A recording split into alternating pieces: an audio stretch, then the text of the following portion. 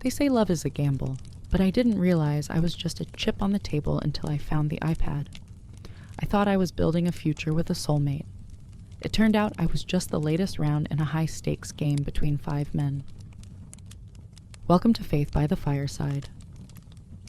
Tonight's story really taught me what it means to guard my heart. It isn't just a tale of betrayal, it's a masterclass in dignity. It teaches us that sometimes the most powerful spiritual weapon we have isn't a shout but silence. It's about the moment you realize that your peace is too expensive to squander on people who are only betting against you. So sit close to the fire and listen. I found the group chat on day 0. It was pinned at the top of his phone as the Ice Queen Challenge. The bet? $5,000 to see if my boyfriend could break me, move me in, and lock me down with a commitment within a month. He'd been playing the role of the perfect soulmate boyfriend for 7 months. The grand gestures, the constant texting, I've never felt this way before. And to be honest, when I saw the messages, I didn't cry, which was my usual modus operandi for enduring heartache. I had been gaslit by this man so many times that seeing the chat just added fuel to the fire of disdain I began to have in our relationship. I didn't confront him either, which was difficult for me, but at that moment, I was determined. If a game was what he wanted, I was going to play the game and rewrite the rules.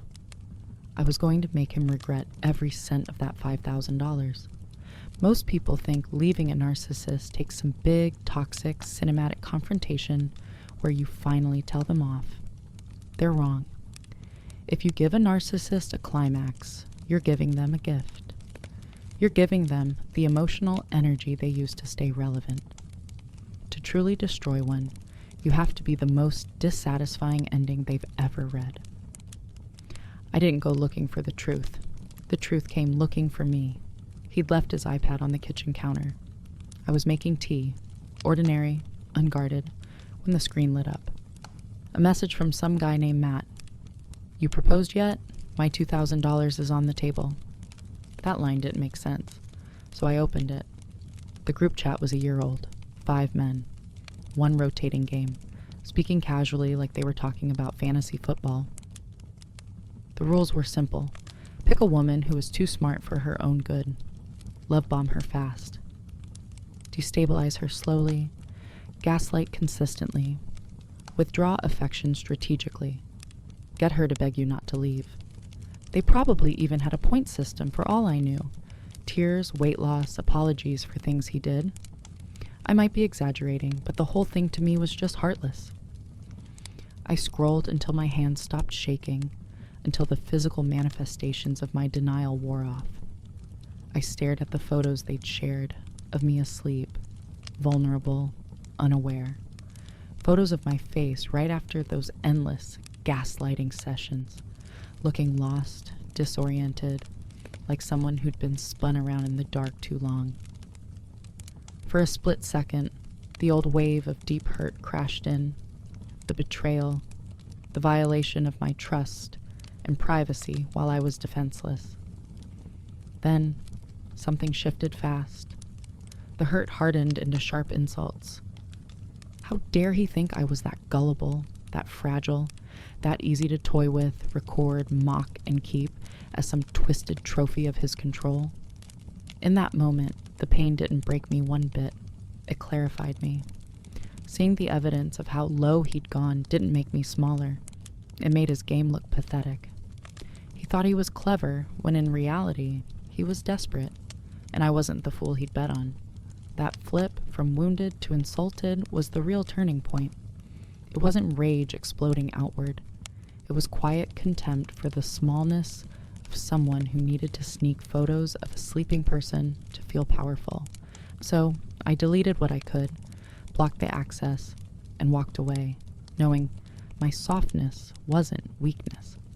His need to capture and mock it was. You don't owe tears to a coward who hides behind a lens. Sometimes the strongest response is realizing you're too big for their tiny tricks. My strategy: starve the beast. Give him absolutely no emotional reactions, whether it's tears of joy or screams of frustration. To kill the relationship, I had to stop the bleeding. I didn't act right away because I was in love, and love has to be dismantled before it can be escaped. After finding the group chat, I waited 2 weeks, quietly detaching, stopping the fantasies, the hope, the need for answers, until my emotions were no longer in control. By the time I moved, I was calm, neutral, and finished. And that's when I knew I'd already won. Day 1, the withdrawal of the gaze. His greatest drug was my undivided attention. He lived for the way I looked at him, like he was the only source of light in the room. On Wednesday morning, I switched the light off. When he came into the kitchen, shirtless and posing against the doorframe, his usual admire me move, I didn't look up from my coffee. "Morning, beautiful," he said, his voice dropping an octave. "Coffee's hot," I said, eyes fixed on my phone. "No kiss?" "I'm reading an article on tax law. Just a second."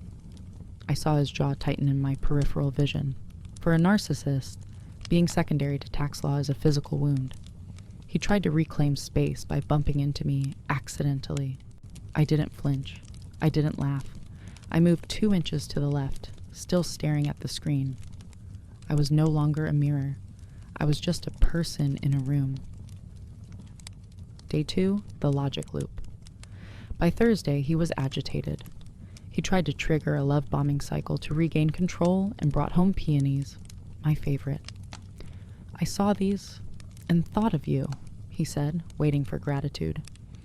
"Thanks," I said, putting them in a vase without smelling them. "How much were they?" "What? They're a gift." "I know. I'm just curious about the market price for peonies this late in the season. Seems wasteful if they'll be dead by Sunday." Romance died instantly. I turned sentiment into a spreadsheet. He spent the night proving he was generous. I spent the night asking if he'd taken the trash out. Day 3, the first glitch. Friday brought gaslighting. "Did you forget to pay the electric bill?" he asked while tossing mail on the table. "You said you were going to pay it Tuesday." I hadn't. The old me would have scrambled and apologized. The new me just looked at him. "I said that? Huh? Well, it's paid now." He immediately flicked his head around as if he was in total shock at my response. "It matters because you're becoming forgetful. Okay?" "Yes, okay." He wanted a fight. I gave him a period. Day 4, starving the ego. Saturday was apparently the ice queen test. He took me to dinner with one of the men from the bet that night so that he could show off how obsessed I was. He told hero stories, kept his hand on my thigh, and while he did all of that, I stayed completely quiet. "So he says you're crazy about that new car," the friend said. My response was as dry and monotonous as possible. "It's a car," I replied. "It gets him from A to B." He flushed, tried to save face by negging me. "She's in a mood, probably that time of the month." I maintained my calm, and after a few seconds, I responded, "That's an interesting thing to say in public. Are you finished eating? I'd like to go now." I was boring, and I was bad for his brand. Day 5, the mirroring. Sunday was usually reconciliation day. I mirrored him without emotion.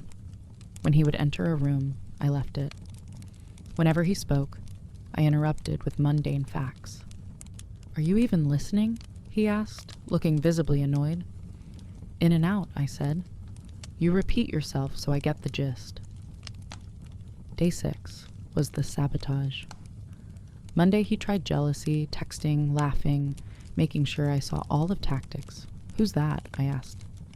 "Someone from work, inside jokes." "Cool," I said, grabbing my bag. "I'm going to the gym." I did not ask a question. I just observed the puzzle look on his face. I was gone for 3 hours, didn't answer any calls. When I returned, he was pacing. "Where were you?" "Out." "With who?" "People." The shift was complete. Day 7, devaluing him. Tuesday, he criticized my appearance. "That dress doesn't do anything for you at all," he exclaimed. "I think I look great," I said. "Maybe your eyesight's going after all, you are getting older." He panicked. "If you say so," I added. "Those lines say otherwise." Day 8, silence reversed. Wednesday, he tried the silent treatment. I made it the best day of my life. Favorite food, movies he hated, singing in the shower. By night, he cracked. "Do you even care that I'm mad?" "Oh, were you mad? I thought you were just finally quiet. It was nice." Day 9, Panic Thursday. The deadline was approaching. He arrived with a ring box. It was a promise ring. "I realized how much I could lose," he said, his hands shaking. "I didn't even bother to open the box. You're so predictable." "Predictable?" The flowers, negging, other women. It's the blueprint for people with no personality. Day 10, the vanishing. Friday morning, I left the apartment quietly. Bags packed in the car, phone left on the counter. No confrontation, no announcement, no explanation, just absence. Hours later, he came home, expecting a reaction, expecting control, expecting me to validate his power. The apartment was empty. He now had no audience to manipulate. For all I cared, he probably panicked. He tried everything, apologies, charm, threats, promises, but the supply was gone. Maybe he cared, maybe he didn't. Maybe he spent the day replaying the week, realizing for the first time that his bet, his game, and his control had evaporated into nothing. And in that silence, in that absence, the truth hit him harder than any confrontation could. I was no longer in his story, and he had no power over me at all. Total time to lose a narcissist: 10 days. Total gain: complete freedom. If you found yourself holding your breath while listening to this, if you recognize the logic loops or the feeling of being spun around in the dark, I want you to know something important. You are not crazy, and you are not broken. We often stay in toxic relationships, waiting for the aha moment, hoping that if we just explain our pain clearly enough or love them hard enough, they will finally see us. We wait for an apology that will never come because we think our value depends on their acknowledgement. But this story is your reminder that closure is a gift you give yourself. Scripture tells us, "For God has not given us a spirit of fear, but of power and of love and of a sound mind." 2 Timothy 1:7. Do not allow anyone to treat you like an option, a wager, or a convenience. And if you are currently being treated this way, please hear this. Your worth is not up for debate. The God of this universe established it long before you were born. You were created with purpose and dignity, and you deserve a love that is safe, consistent, and kind. Walking away without a fight doesn't mean you have lost the battle. It means you are wise. It means you have decided that your peace is more valuable than your need to be right in the eyes of someone who is committed to misunderstanding you.